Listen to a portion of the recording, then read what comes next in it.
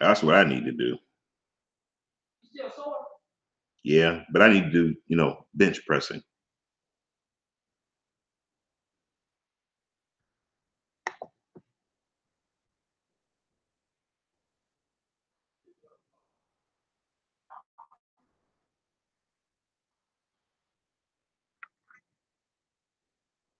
Start a new one.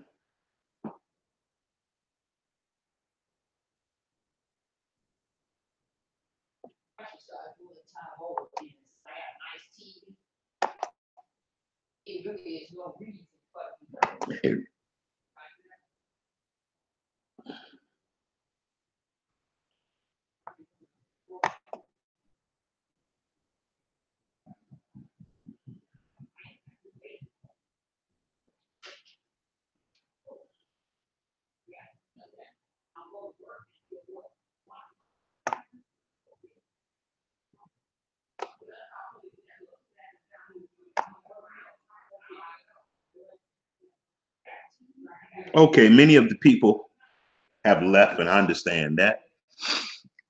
Uh, they had enough meat in due season that was dispensed that they'll be able to contemplate. I gave them enough scriptures that they can study, enough spiritual food, corn, wine, and oil to masticate that will feed them. Hey, what's going on, Kenya? Shalom. So, yeah, that was a very, very, I'm really thankful to the Most High for that teaching, because I explained some things in a way that I've never done before. And I explained some things in a clearer way with a clearer understanding than I've ever done before. So I thank the Most High for sending you all to ask those questions. And so that's a good breakdown of Romans. You can see that I entitled this one Part 2a, Lying, Who Are Our Enemies? Well, there's a part 2. So I'm not going to stay on this alone this time because I've already been on here for probably about 2 hours teaching about hate. I really didn't get into who are our enemies, though.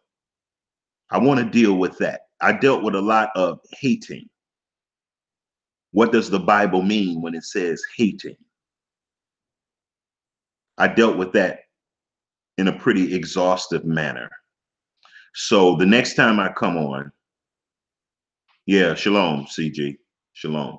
Sorry it took me so long to get back. I think what's going on, the reason why I'm having these blackouts on my computer is because it's very, very, very old. And because it's very old, it's time for me to buy a brand new computer. So I'm going to start looking for a brand new computer. Something a little nicer than this. This right here is a what? A Toshiba. I think I'm going to look for something more nicer than this with the sales that are going on right now with the after Christmas sales and all that kind of stuff. So I'll probably be able to find a good deal on a computer because this computer is blacking out because it's overheating. And when it overheats, it shuts down so it can cool off. And so that's why it took me so long to come back. So I need to get another computer, though. I always buy cheap computers, but I think I want to go and get something a lot better than what I have now. So yeah, that's why my computer, I figured out why my computer be blacking out. But yeah, that's what I'm going to do. I'm going to check out Best Buy. Check out Best Buy and some other stores too, and some stores online. But anyway, do anybody remember the last thing I said I was talking about? Let me see here.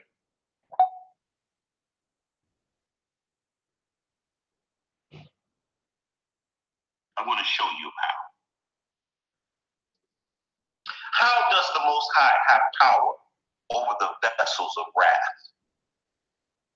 How? They don't ask those questions. They open the Bible, read it, and run off and start teaching it, and then the next thing you know, 1,000 people are teaching. Oh, okay, that might be. Yeah, that might be the. That might be what it is. The fan is not cooling it off. I think I hear the fan though. Yeah, I think I hear the fan.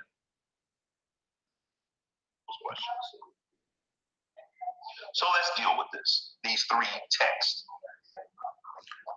Oh, I know what one thing I wanted to deal with. Let me tell you something about the camps. Listen to this. Hey, y'all. I was telling y'all that the camps serve a vital role. And I was going to show you a text. That's what I was going to do. Matthew 13:30. Why do we need camps? Why do we need Christian churches? Why do we need those? What is the ordained purpose of the Most High? And then the next question you have to ask is, why do we need the devil? The saints don't need the devil. Okay, I know it seems like that, but we do need the devil right now. We do need the devil right now. And we'll just see, you got to ask questions. How do we need the devil? That's what I'm going to address. Let's look at Matthew chapter 13, verse 30. Let both grow together until the harvest. And in the time of the harvest, I will say to the reapers, gather ye together first the tares.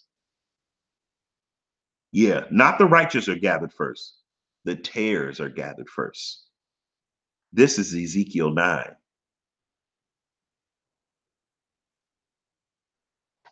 This is Jeremiah chapter 30. This is Isaiah chapter 66, verse 15.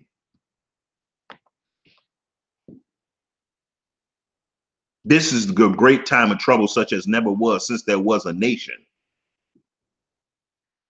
Let both grow together until the harvest. And in the time of harvest, I will say to the reapers, gather ye together first the tares, bind them in bundles to burn them, but gather the wheat into my barn. Let me tell you something. The wheat are not going to be able to mature if there are not any tares in their midst. Let me say it again. The wheat are not going to mature properly. They are not going to be properly vetted if they're only around wheat. There has to be tares around. There has to be that resistance against their spirit that causes them to mature and get proven if they really for real about that life of a tare. Is anybody getting this? See, you really don't know how strong you are unless is some resistance. You don't know. You don't know how strong you are if there is no resistance. You don't. So the One West camps, the Christian churches, Catholic churches, Pentecostal churches, wicked Israelites, they serve a very important role of the Most High. Exactly, CG. How is the muscle going to grow if there is no tension? If there is no resistant training? How is the muscle going to grow? I want to tell you, the muscle is not going to grow. The muscle is going to be atrophied.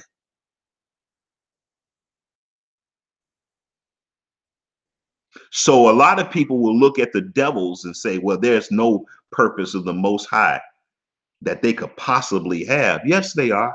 They are the resistant training. You're not going to be saved without trials, y'all.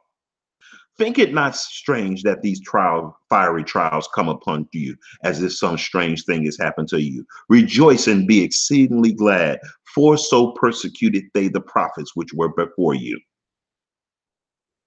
So if you think that you're just going to tiptoe through the lilies and fall into the kingdom, you worse than the tares. If you think you're going to tiptoe into the kingdom without any heartaches, any pain, no persecution, no tears, you really not on the road of righteousness.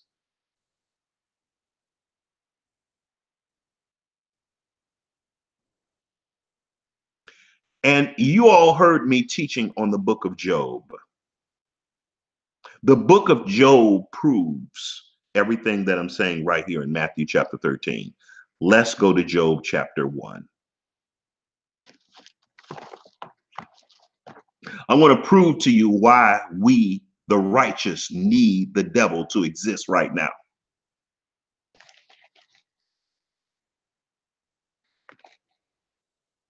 Why the righteous need demonic people in order to mature and grow. I'm going to prove it to you from the book of Job.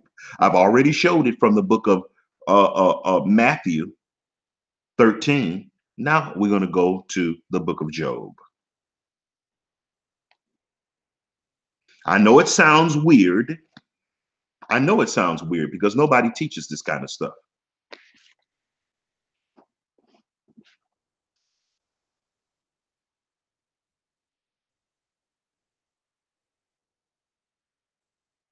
Verse 6, Job 1:6. Now there was a day when the sons of Yahuwah came and presented themselves before Yahuwah, and Satan came also among them. Didn't it say let the wheat and tares mingle together? In Matthew 13:30, didn't it say that? Well, if they mingled it together on earth, guess what? They mingle together in heaven too. Mm. They mingle together in heaven. What's the proof? I'm reading it right here in Job chapter 1, verse 6. Now there was a day when the sons of God came to present themselves before Yahuwah, the wheat, those who are the sons of God. And Satan also came among them, the tares. And Yahuwah said unto Satan, whence cometh thou? Now the Most High could have easily told him to leave, but he didn't tell him to leave. Why? Because Satan proves a valuable role in the maturation of the righteous, in the galvanizing of the spirit of the righteous souls,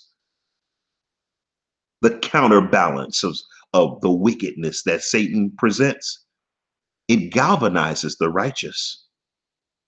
It does not in any way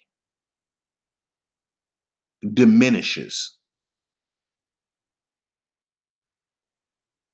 or compromises their righteous souls. No. How do we know that? Let's read the Bible and see if I'm just making up stories. And Yahuwah said unto Satan, whence comest thou? Then Satan answered Yahuwah and said, from going to and fro in the earth and walking up and down in it. In other words, I'm owning the planet Earth. I got your people under my thumb.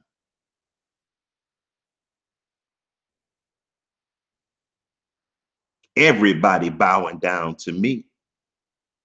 Verse 8, and Yahuwah said unto Satan, but have you considered my servant Job? You must have forgot about Job, didn't you?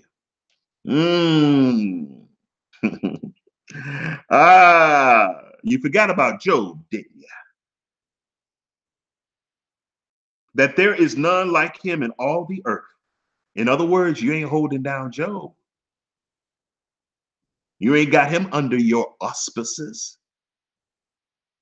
And perfect and an upright man, one that feareth God and escheweth evil. Then Satan answered Yahuwah and said, doth Job fear God for naught? Hast thou not made a hedge about him and about his house and about all he hath on every side? Oh, I thought you was holding stuff down. So Job here is asserting what Hebrew Israelites assert. The only reason why Job is worshiping you because you programmed that way. You got him scared, running scared. You programmed him with fear to serve you. Job don't really love you. He loved the stuff you give him. That's what Satan is asserting. Just like Hebrew Israelites assert the same exact thing. So I'm going to stop right there, y'all. I could go on and on and on. You could tell, it's a lot of water in this fountain, but I've been going a long time. Y'all got enough to chew on right now. So I hope this has been a blessing to you. I really thank you all and appreciate you all coming back. We got the same amount of people in here, that around the same amount of people we had in here before, even with the long interruption. I appreciate you all. I thank you for supporting this channel. I hope you are being fed spiritually above all things, if nothing else, y'all. I just hope y'all being fed spiritually. You know what I'm saying? I hope you're learning things that you haven't learned before, and some things that you already knew are being confirmed. That's all I hope, y'all. You know what I'm saying? And if that happens, that means I did a good job.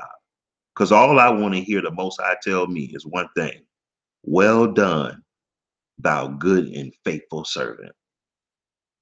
Whether it's teaching on the internet, teaching on the bus stop, teaching in a Sunday school, Sabbath school, where it's teaching in my children, I just want them to say, well done, thou good and faithful servant. So you all take it easy. Have a wonderful evening and meditate on what you've heard tonight. Shalom. I'm out of here.